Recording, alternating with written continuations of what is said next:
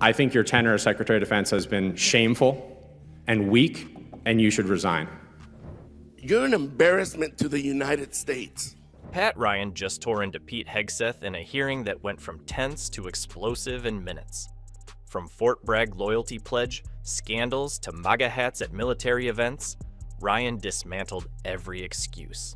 And when the dust settled, he flat out told Hegseth to resign. And I urge you both, especially you, General Kane, as we see an increasingly political rhetoric, including from the Secretary, to please, for the good of our troops.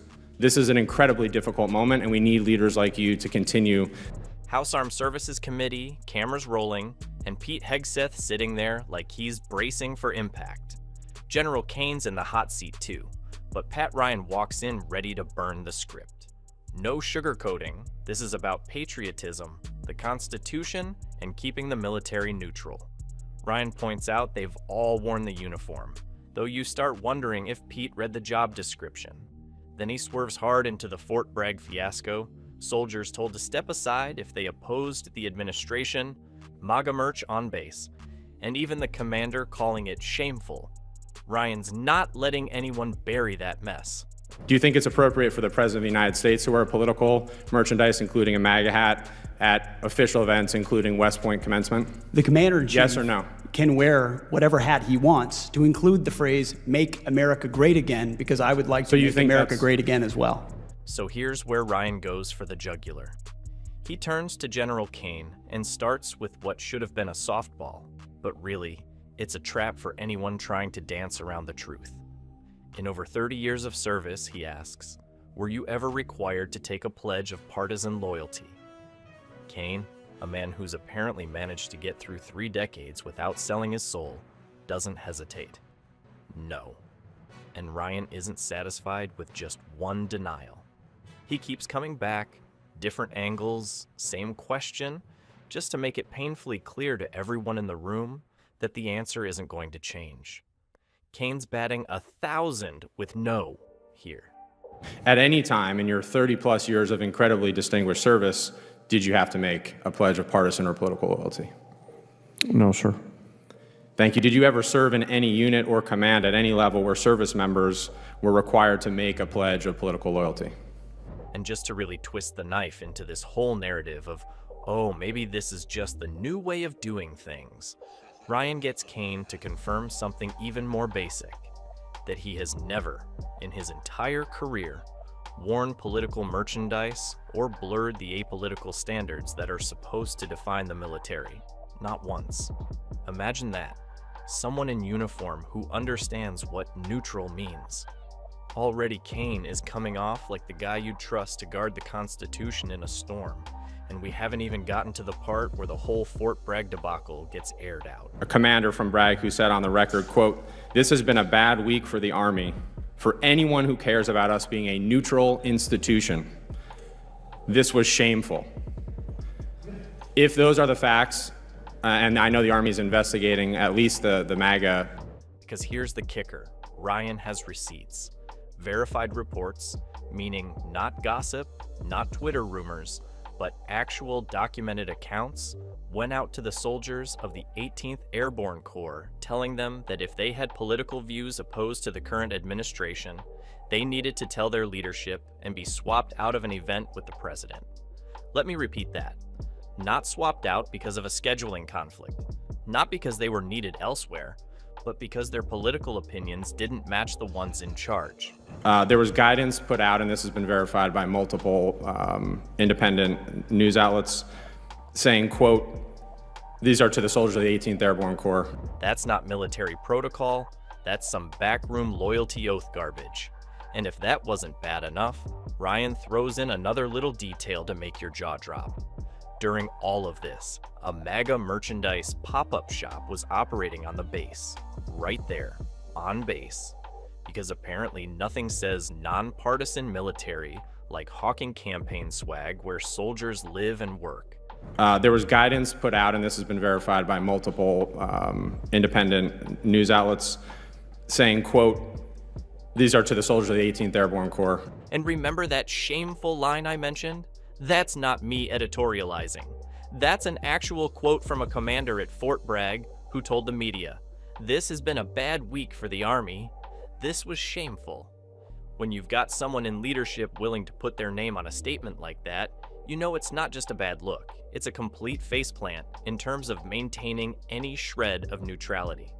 I think your tenure as Secretary of Defense has been shameful and weak, and you should resign. Ryan isn't just throwing these things out for drama's sake, either. He's building to a point. So he asks the one question that should seal the deal for anyone with a shred of integrity. Should any service member have to pledge political loyalty to participate in an event with the Commander-in-Chief? You'd think this wouldn't even be a real question in the United States of America. But here we are. And Kane, to his credit, doesn't blink. Number not now, not ever, not in any branch, not in any war, not in any decade.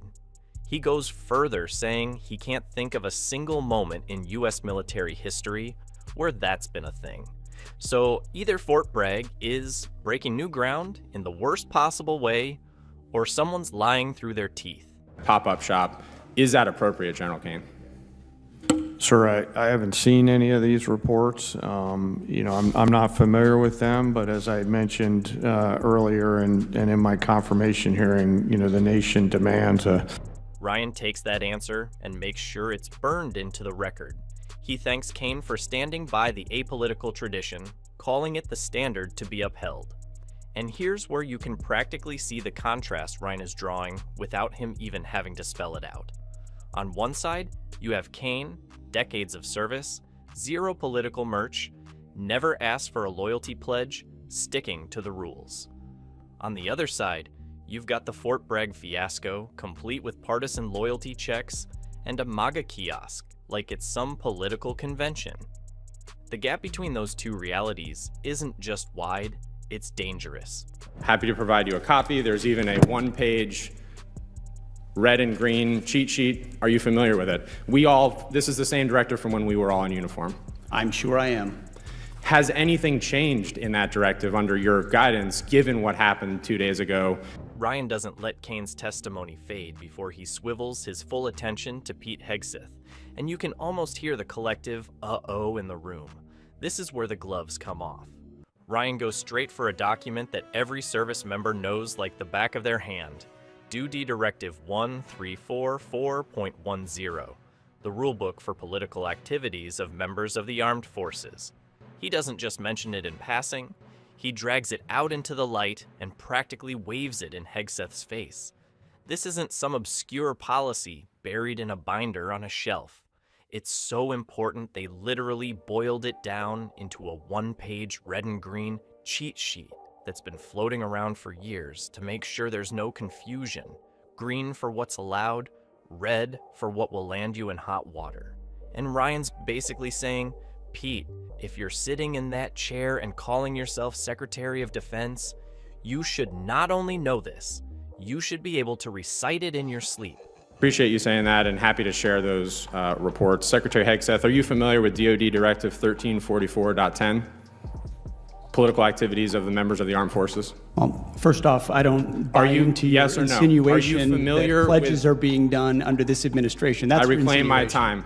But of course, Hegseth starts doing what Hegseth does best, talking in circles, dodging like he's trying out for a dodgeball team instead of running the Pentagon. Ryan asks the question that really matters. Since the Fort Bragg mess, have there been any policy changes to this directive under your watch? Now, a straightforward leader with nothing to hide could knock that out with a simple yes or no. But Pete? He rejects the insinuation, as he calls it, over and over again. He acts like the question itself is some sort of personal insult instead of, his literal job to answer. He keeps claiming politics has never factored into service member requirements, like saying it loud enough will make everyone forget the reports Ryan just dropped about loyalty swaps and campaign swag being sold on base. At Fort Bragg, is there a new policy change that we're not aware of? Again, I totally reject your insinuation. Is there a policy change to DoD Directive 1344.10? I know what you're attempting to insinuate, but there's I'll no take that as a policy no. change and there is no policy. Mr. Secretary. Ryan, not buying a single ounce of it, keeps the pressure on. He moves to something so simple that it's impossible to spin. Has Pete Hegseth ever worn a MAGA hat in front of the troops at an official event? This is a yes or no question. But instead of giving the kind of crisp, disciplined answer you'd expect from the Secretary of Defense, Pete admits he owns plenty of them, but doesn't believe he's worn one in official settings. Doesn't believe? That's the kind of phrasing you use when you're trying to leave yourself an escape hatch later. You either did or you didn't. There's no belief involved. Have you ever worn a MAGA hat in front of the troops? I own plenty of MAGA hats, but I don't. Have you ever worn one in front of the troops at an official event? I don't believe so. I don't believe so. Ryan sees the opening and barrels straight into the next point. Is it appropriate for the President of the United States to wear political merchandise, like a MAGA hat, at official military events? He even gives a concrete example: West Point commencement, so there's no wiggle room. This is the moment where Pete could at least pretend to understand the optics, the principle of keeping politics away from the troops. But no, Hegseth doubles down and says the commander-in-chief can wear whatever he wants.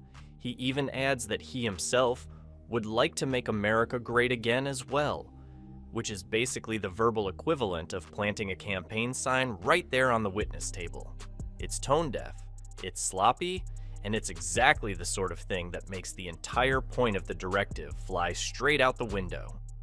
Ryan's reaction is exactly what you'd expect from someone who actually understands the stakes. He doesn't dance around it. He tells Hegseth point blank that this kind of behavior blurs the line between the military and political campaigning. And that line isn't just some abstract tradition. It's the firewall that keeps the armed forces from turning into a political tool. You can almost feel the split screen in the room, Ryan treating this like the constitutional crisis it is, Hegseth treating it like an afterthought he can brush off with a slogan. What do you think? Should political loyalty ever have a place in the US military? Subscribe now so you don't miss the next hearing that blows the lid off Washington.